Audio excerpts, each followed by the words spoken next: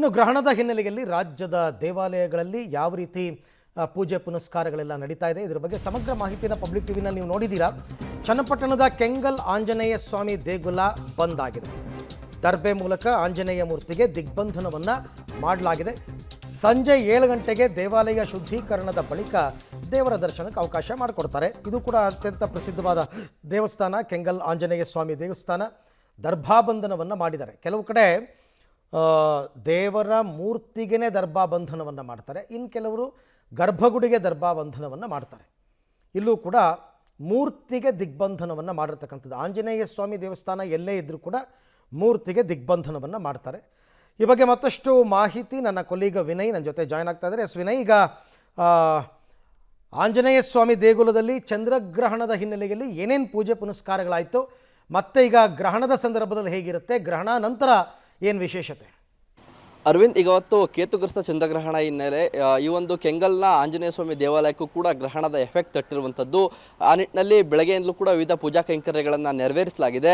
ಅದಾದ ಬಳಿಕ ಸುಮಾರು 11:20ಕ್ಕೆ ದೇವಾಲಯವನ್ನು ಕೂಡ ದರ್ಬೆ ಮೂಲಕ ದಿಗ್ಬಂಧನ ಹಾಕಿ ದೇವಾಲಯವನ್ನು ಬಂದ್ ಮಾಡಲಾಗಿದೆ. ಸದ್ಯ ಯಾವುದೇ ಸಾರ್ವಜನಿಕರ ದರ್ಶನಕ್ಕೆ ಅವಕಾಶ ಇಲ್ಲ. ದೃಶ್ಯಗಳಲ್ಲಿ ನೋಡ್ತಾ ಇರ್ಬೋದು, ಇದು ಪ್ರಸಿದ್ಧ ಕೆಂಗಲ್ ಆಂಜನೇಯ ಸ್ವಾಮಿ ದೇವಸ್ಥಾನಕ್ಕೆ ಈಗಾಗಲೇ ಬೀಗವನ್ನು ಹಾಕಲಾಗಿರುವಂಥದ್ದು. ಯಾವುದೇ ರೀತಿಯ ಸಾರ್ವಜನಿಕರ ದರ್ಶನಕ್ಕೆ ಅವಕಾಶ ಇರೋದಿಲ್ಲ.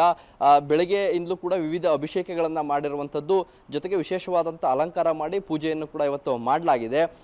ಇನ್ನು ಸಂಜೆ 7 ಗಂಟೆಗೆ ದೇವಾಲಯವನ್ನು ಮತ್ತೆ ಓಪನ್ ಮಾಡಲಾಗುತ್ತೆ. ದೇವಾಲಯ ಓಪನ್ ಆದ ಬಳಿಕ ಶುದ್ಧೀಕರಣ ಕಾರ್ಯವನ್ನು ನಡೆಸಿ ಅದಾದ ಬಳಿಕ ಹೋಮ ಹವನಗಳನ್ನು ನಡೆಸಲಾಗುತ್ತೆ. ಬಳಿಕ ಮತ್ತೆ 7:30ರಿಂದ ಸಾರ್ವಜನಿಕರ ದರ್ಶನಕ್ಕೆ ಅವಕಾಶವನ್ನು ಕಲ್ಪಿಸಲಾಗುತ್ತೆ. ರಾಜ್ಯದ ಮೂಲೆ ಮೂಲೆಯಿಂದಲೂ ಕೂಡ ಈ ಒಂದು ದೇವಾಲಯಕ್ಕೆ ಸಾಕಷ್ಟು ಸಂಖ್ಯೆಯಲ್ಲಿ ಜನ ಬರ್ತಿದ್ರು. ಆದರೆ ಇವತ್ತು ಸಂಪೂರ್ಣವಾಗಿ ದೇವಾಲಯದ ಆವರಣ ಖಾಲಿ ಇರುವಂಥದ್ದನ್ನು ಕೂಡ ನೋಡ್ಬೋದು. ಗ್ರಹಣ ಹಿನ್ನೆಲೆಯಲ್ಲಿ ದೇವಾಲಯ ಬಂದಾಗೋದ್ರ ಬಗ್ಗೆ ಕೂಡ ನೆನೆಯಿಂದಲೂ ಕೂಡ ಸಾಕಷ್ಟು ಮಾಹಿತಿಗಳನ್ನು ಕೂಡ ನೀಡಲಾಗಿತ್ತು. ಆ ನಿಟ್ಟಿನಲ್ಲಿ ಸಂಪೂರ್ಣವಾಗಿ ದೇವಾಲಯದ ಆವರಣ ಖಾಲಿ ಹೊಡಿತಾ ಇರುವಂಥದ್ದು. ಭಕ್ತರ ಸಂಖ್ಯೆ ಗಣನೀಯವಾಗಿ ಇಳಿಕೆಯಾಗಿದೆ. ಜೊತೆಗೆ ಬಂದಂತಹ ಒಂದಷ್ಟು ಭಕ್ತರು ದೇವಾಲಯದ ಹೊರಗೆ ಕೂಡ ಕೈ ಮುಗಿದು ಇಲ್ಲಿಂದ ವಾಪಸ್ ಹೋಗುವಂಥ ಕೆಲಸವನ್ನು ಕೂಡ ಮಾಡ್ತಿದ್ದಾರೆ. ಗ್ರಹಣದ ಒಂದು ಎಫೆಕ್ಟ್ ಏನಿದೆ ಇದು ಕೆಂಗಲ್ನ ಪ್ರಸಿದ್ಧ ಆಂಜನೇಯ ಸ್ವಾಮಿ ದೇವಾಲಯಕ್ಕೂ ಕೂಡ ತಟ್ಟಿರುವಂಥದ್ದು. ಇನ್ನು ಸಂಜೆ 7:30ಕ್ಕೆ ದರ್ಶನಕ್ಕೆ ಅವಕಾಶವನ್ನು ಕಲ್ಪಿಸಲಾಗಿರುವಂಥದ್ದು. Arvind, right, thank you Vinay, ತಮ್ಮ ಎಲ್ಲ ಮಾಹಿತಿಗಾಗಿ ಧನ್ಯವಾದ. ಇದು ಕೆಂಗಲ್ ಆಂಜನೇಯ ಸ್ವಾಮಿ ದೇವಸ್ಥಾನ ಗರ್ಭಾಬಂಧನವನ್ನು ಮಾಡಿ ದೇಗುಲವನ್ನು ಬಂದ್ ಮಾಡಿರ್ತಕ್ಕಂಥದ್ದನ್ನು ಗಮನಿಸ್ತಾ ಇದ್ದೀರಾ.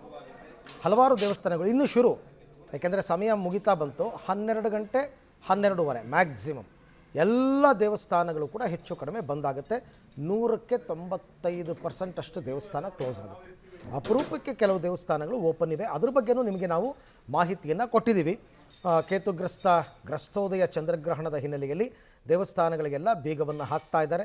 ಗ್ರಹಣದ ಸಂದರ್ಭದಲ್ಲಿ ಆ ನೆಗೆಟಿವ್ ಎನರ್ಜಿ ದೇಗುಲದ ಗರ್ಭಗುಡಿ ಒಳಗೆ ಪ್ರವೇಶ ಮಾಡಬಾರ್ದು ಅನ್ನುವಂತಹ ಒಂದು ನಂಬಿಕೆ ಇದೆ. ಅದಕ್ಕೋಸ್ಕರನೇ ಗ್ರಹಣ 3:20ಕ್ಕೆ ಆರಂಭ ಆಗೋದು, ಬಟ್ ಅದಕ್ಕೂ ಒಂದು 3 ಅವರ್ 4 ಅವರ್ ಮೊದಲೇ ಎಲ್ಲ ಕಡೆ ಕ್ಲೋಸ್ ಮಾಡ್ಕೋತಾರೆ. ಇನ್ನೇನಿದ್ರೂ ಗ್ರಹಣ ಬಿಟ್ಟ ನಂತರ ಶುದ್ಧೀಕರಣ ಕಾರ್ಯವನ್ನೆಲ್ಲ ಮಾಡಿಕೊಂಡು ಆಮೇಲೆ ಅಭಿಷೇಕ, ಪೂಜೆ, ಅಲಂಕಾರ ಎಲ್ಲವನ್ನು ಮಾಡಿ ಭಕ್ತಾದಿಗಳಿಗೆ ದೇವರಿಗೆ ಮತ್ತೆ ಒಂದು ಸರ್ತಿ ಅವಕಾಶವನ್ನು ಮಾಡಿಕೊಡ್ತಾರೆ.